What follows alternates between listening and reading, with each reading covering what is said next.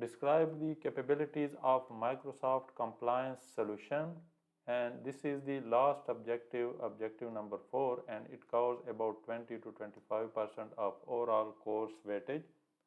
So let's get started. And objective 4.1 is describe the Microsoft Service Trust Portal and privacy principles.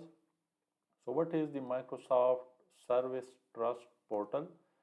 So the Microsoft Service Trust Portal STP provides access to compliance reports, audits, and trust related information about Microsoft Cloud services. The key points to remember here are that it gives access to audit reports and certifications. It includes ISO, SOC, and GDPR compliance reports. So SOC, here we are talking about the Security and Organization Control Report, not the Security Operations Center. ISO is the International Standardization Organization, and GDPR is the EU privacy law that applies to the citizen private data in EU territory, and it provides security and compliance guidance, helps with regulatory requirements, and is used by customers and auditors. Privacy principles of Microsoft. So Microsoft privacy principles define how personal data is collected, used, and protected. Key point is that it gives control, that is, users control their own data. Transparency, so there are clear data usage policies. Security, there are strong data protection measures inside the cloud, and it has strong legal protections, and no authorized data sharing is carried out. Microsoft Priva. Microsoft Priva is a solution that helps organizations manage privacy risks and protect personal data. Key points are that it identifies privacy risks in data, it helps manage data subject requests, that is DSRs, it supports compliance with privacy regulations, and provides insights into sensitive data usage, and it is integrated with Microsoft 365 compliance tools. Our next objective 4.2 is describe the compliance management capabilities of Microsoft Purview. So what is Microsoft Purview portal? So the Microsoft Purview portal is a centralized platform to manage compliance, data governance, and risk across Microsoft services. Key points are that it gives unified compliance and governance portal. It can be used to manage policies, data, and risks, and it gives access to tools like Compliance Manager, provides insights and dashboards, and supports Microsoft 365 compliance solutions. Compliance Manager. So Compliance Manager helps organizations assess, manage, and track compliance with regulatory standards. Key points are that it provides compliance assessments, maps control to regulations like GDPR and ISO regulation or ISO standard, offers improvement actions, assigns responsibility for tasks, and tracks compliance progress over time. What is the compliance score? So compliance score is a metric that measures an organization's compliance posture based on implemented controls. Key points are that it indicates level of compliance readiness. It is based on completed improvement actions. It helps prioritize compliance efforts. It improves risk visibility and is updated continuously with changes. Objective 4.3 describe information protection, data life cycle management, and data governance capabilities of Microsoft Purview. So data classification, which is part of the Microsoft Purview, data classification identifies and labels sensitive data based on its content and sensitivity level. Key points are that it detects sensitive information, for example, personally identifiable information or financial data. It uses built-in and custom classifiers. It supports automatic and manual classification of data, and it is foundation for data protection policies. So before applying policies or before defining data protection policies, first you need to classify the data based on its sensitivity level. It enables visibility into data risks. Content Explorer and Activity Explorer. So the tools in Microsoft Purview that provides visibility into sensitive data and how it is being used. Key points are, so the Content Explorer view where sensitive data exists. Activity Explorer, on the other hand, track user activities on the sensitive data. It helps with investigation and auditing. It supports compliance and risk analysis and improves data visibility and control. Sensitivity labels and policies.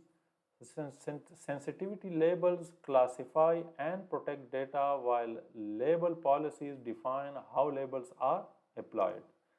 Key points are that labels may be public, confidential, and high confidential. They apply encryption and access restrictions. They can be auto-applied or user-applied. Policies enforce label usage rules and protect data across emails, files, and applications.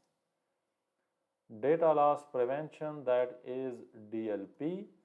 So DLP prevents sensitive data from being shared or leaked outside the organization. Key points are that it detects sensitive data in emails, files, and endpoints.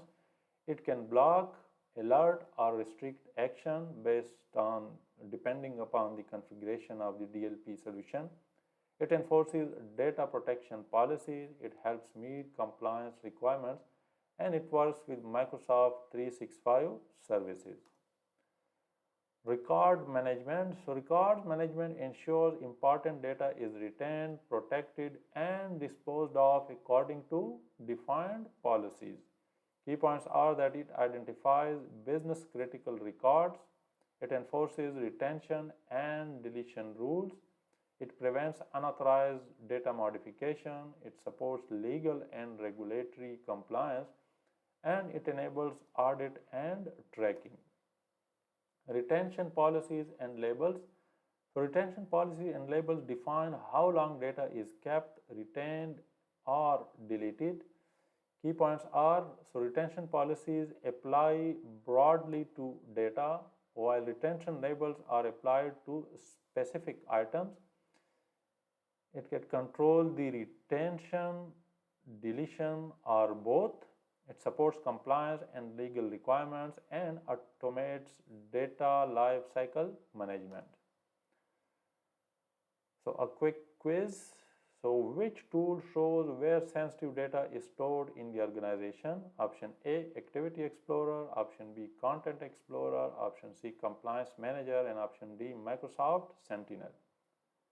And the correct option is option B, Content Explorer. So Content Explorer shows the location of sensitive data.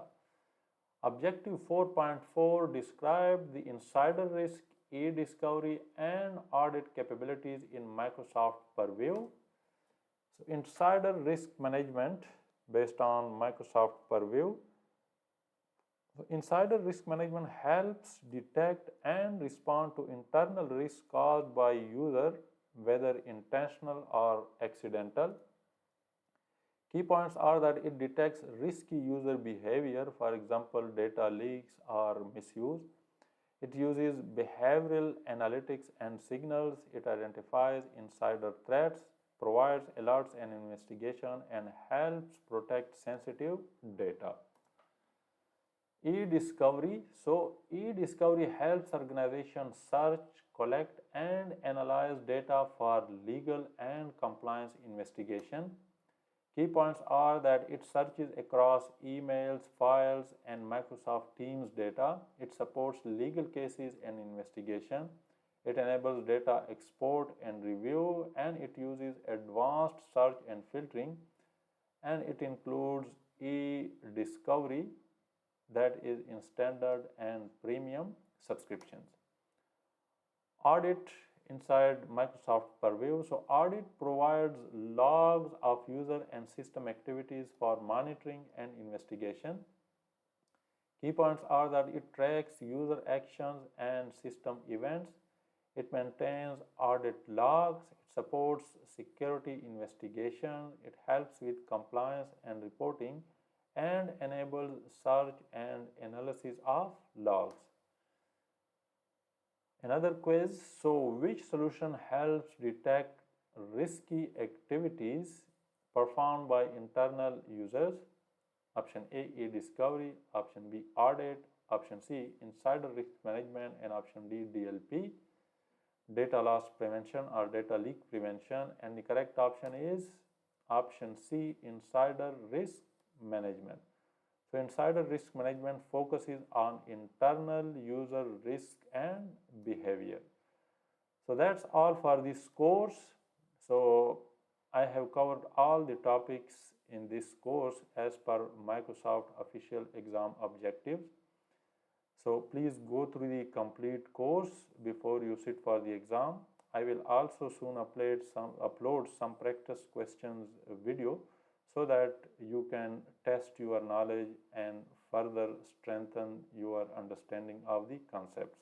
So please like, subscribe, and we'll see you in the next video and in the next course.